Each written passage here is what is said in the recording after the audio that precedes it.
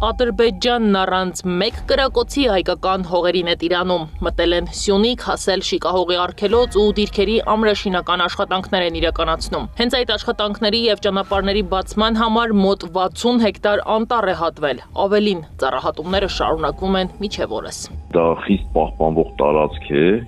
Հայաստանի կարևորագույն կաղնի բոխային, տենց բոխի կաղնի ծառատեսակներով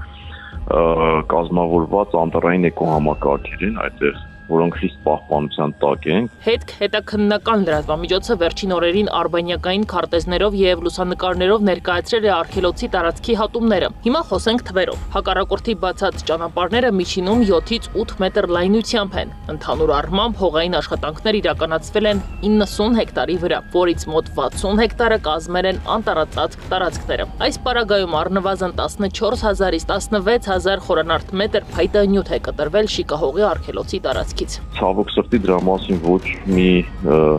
ձևով մեր պետական համապատասխան լիազորված մարմինների կողմից չի բարձրաձայնվում։ Մյուս տարի կենսաբազմազանության այսպես անընդհատ դրա մասին խոսում են, չէ՞, կոպի հանդիպում Հայաստանում միջազգային այսպես այնպես եւ շրջակա միջավայրի նախարարությունը որևէ կերպ դրա մասին չի արձանագրում համապատասխան այսպես միջազգային կառույցներին։ Սանգեզուր կենսոլորտային համալիր ՊՕԱԿ-ի տնօրենը խնդրում է դիմել շրջակա միջավայրի նախարարություն։ Պետական կառույցից էլ չեն մեկնաբանում, թե իրականում ինչ է տեղի ունեցել։ Ոչ մի ձայն ծպտուն դուրս չի գալիս այն պատկան մարմիններից, որոնք պատասխանատու են դրա համար։ Հակառակորդն այս տարածք ներխուժել է 2023 թվականին, երբ հատվել են Շիկահողի արգելոցի ստորին փեշերը հայ-ադրբեջանական սահմանի հայկական կողմից լրի վրա դիրքավորվելու համար։ 2023 թվականի օգոստոսից արդեն արբանյակային պատկերներում երևում են հատումներ եւ նոր ճանապարհներ արգելոցի եւ հայ-ադրբեջանական սահմանի հարավ-արևելյան մասից ավելի վերև ընկած հատվածում։ Դստեղ կարող է նաեւ միջազգային կազմակերպությունները ելույթ ունենա, եւ ուրեմն իրենք կարող են իրենց ձայնը բարձրացնել, որտեղ բազմաթիվ ծրագրեր են ելեմ կրկնում այստեղ արվել դստի փողերով եւ շատ զարմանալի է, որ բոլորը լռում են, դա առաջին հերթին պիտի կառավարությունը այս խնդիրը բարձրացնի։ Փորձագետները նկատում են այստեղ իրականացվող հատումները միայն ծառերի վնասում կամ ոչնչացում չեն։ Շիկահողի արգելոցը հարուստ կենսաբազմազանություն ունեցող անտառային էկոհամակարգ է, որը պահպանելու համար էլ այն ընդգրկվել է արգելոցային գոտում։ Իսկ պետական կառույցներից միջազգային ատյաններ դիմող չկա։ Ավելին ասում են, որ խուսափում են որևէ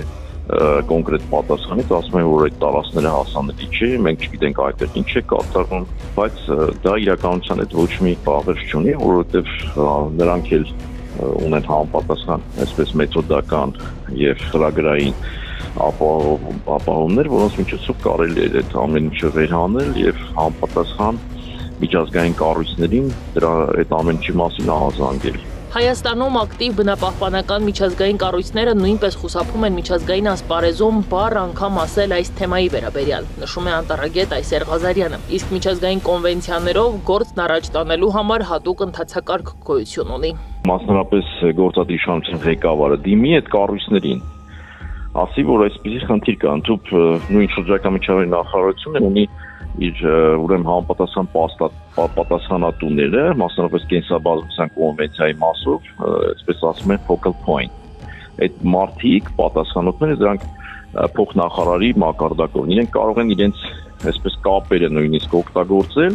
եւ դրանց այդ ամեն ինչի մասին տեղեկացնել։ Արգելոցի կանոնադրության համաձայն այստեղ արգելվում է ճանապարհների, խողովակաշարերի, էլեկտրահաղորդման գծերի եւ այլ հաղորդակցուղիների շինարարությունը, բայց կանոնադրությունը քաղաքական խաղերի տողատակերում գրվել է սառույցին։